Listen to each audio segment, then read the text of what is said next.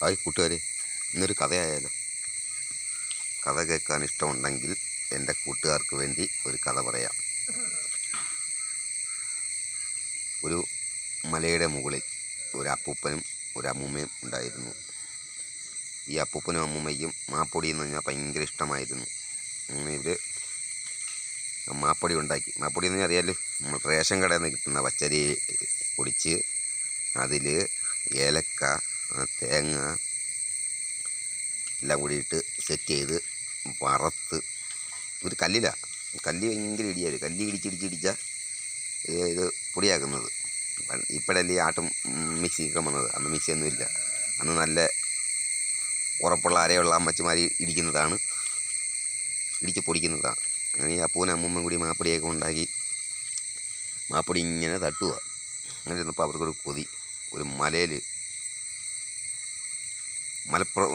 മലയുടെ മുകളിൽ നമുക്കൊരു ടൂറ് പോയാലോ എന്ന് വെച്ച് അങ്ങനെ ഇവരെല്ലാം കൂടി ഒരു പളനി യാത്രയെന്ന് പറഞ്ഞ് ആൾക്കാർ വന്നു. എന്നാൽ ശരി പൊക്കളയാ. അങ്ങനെ വണ്ടിയിൽ ഇങ്ങനെ പോവുക. അപ്പൂപ്പനും അമ്മയും കൂടി വണ്ടി പോയി. എല്ലാവരും പലവിധ പലഹാരങ്ങളെല്ലാം കൊണ്ടുവന്നു. അപ്പൂപ്പനും അമ്മൂമ്മ എന്ത് ചെയ്തു? മാപ്പൊടിയല്ലേ കൊണ്ടുവന്നേക്കുന്നത്. വണ്ടിയുടെ ഗ്ലാസ്സൊക്കെ അങ്ങോട്ട് മാറ്റി. അവിടെല്ലാം കാണാമല്ലോ, കൊള്ളാമല്ലോ, നല്ല രസമുണ്ടല്ലോ എന്ന് പറഞ്ഞു. അങ്ങനെ പറഞ്ഞ് ഇവർ ഈ മാപ്പൊടിയൊക്കെ എടുത്തുകൊണ്ടിരുന്ന് നല്ല കാറ്റുള്ള സ്ഥലമായിരുന്നു. ഓരോരുത്തർക്ക് ഒരു വിശപ്പൊന്നും ഓരോരുത്തർ ഒരേ പലഹാരം കഴിച്ച്. അപ്പൂപ്പനും അമ്മൂമ്മ ഇങ്ങനെ ഇരുന്ന് കരണ്ടിൽ ഇങ്ങനെ മാപ്പൊടി പോയി കായലോട്ടാക്കും. കാറ്റടിക്കും, മാപ്പൊടി വറക്കും. അങ്ങനെ കുറേ നേരം കൊണ്ട് ഇവർ രണ്ടുപേരും മാറി തിരിഞ്ഞ് നോക്കി. നീ ഇങ്ങോട്ട് മാറടി, ഞാൻ കോരിത്തരാമെന്ന് പറയും.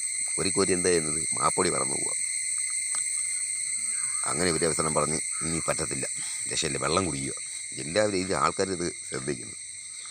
എന്ത് പറ്റിയെന്ന് വെച്ചാൽ ഇവർ കുറേ നേരം കൊണ്ട് മാപ്പൊടി പോരും, വായി വയ്ക്കും, കാറ്റടിച്ച് പോവും. അവസാനം അവർ വേറെ പലഹാരവും കൊടുത്ത് അപ്പൂപ്പൻ അമ്മ അതൊക്കെ തിന്നു. അങ്ങനെ ഒരു വണ്ടി നിർത്തി ഒരു സ്ഥലത്തിറങ്ങി. അപ്പോൾ താഴെ വേറൊരു അമ്മൂമ്മയ്ക്ക് വീട് തേച്ചുകൊണ്ടിരിക്കുക. മേശിരിമാരില്ല ഇന്ന് ചാന്ത് കോരി അടിച്ച് തേച്ചുകൊണ്ടിരിക്കുക. അപ്പോൾ ഇവർ അതിന് തൊട്ട് മേല് വണ്ടി ഒതുക്കുക. ഇതിന് തൊട്ട് മേല് തന്നെ തിട്ട പോലെ ഉണ്ട്. അപ്പൂപ്പൻ അമ്മൂമ്മ അവിടെ ഇരുന്ന് എന്നാൽ മാപ്പൊടി ഇവിടെ ഇരുന്ന് തട്ടാം എന്ന് പറഞ്ഞ് അവിടെ ഇരുന്നിട്ട് മാപ്പൊടി കോരി നല്ല കാറ്റിങ്ങോട്ട് വന്നു. ഒറ്റയടി, ഒന്നും പറയണ്ടല്ലോ, ഒരു 5 കിലോ മാപ്പൊടി അടിച്ചങ്ങ് പറത്തി. മേശിരിമാർ കാപ്പി കുടിക്കാൻ കയറിപ്പോയ സമയമായിരുന്നു. ഈ മാപ്പൊടി പറഞ്ഞ് എന്ത് പറ്റി? ആ വീടിൻ്റെ ഫ്രണ്ടിൽ തേച്ചുകൊണ്ടിരുന്ന ഭിത്തി ചെന്നങ്ങ് പറ്റി.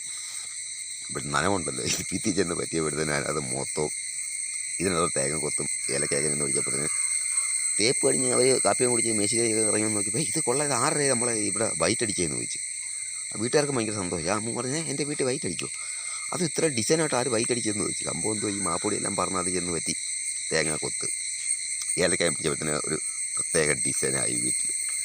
അമ്മൂമ്മയുടെ മാപ്പൊടിയെല്ലാം അങ്ങനെ പറന്നും പോയി. അമ്മൂമ്മ അപ്പൂപ്പന് ഈ മാപ്പൊടിയൊന്നും തിന്നാനും പറ്റുന്നില്ല. പിന്നെ പിടിയിട്ടത് ദൂരയാത്ര പോയാലും എവിടെ പോയാലും മാപ്പൊടി കൊണ്ടുപോകരുന്നു. എന്ത് പറ്റും? കാറ്റത്തെ പറക്കത്തില്ല.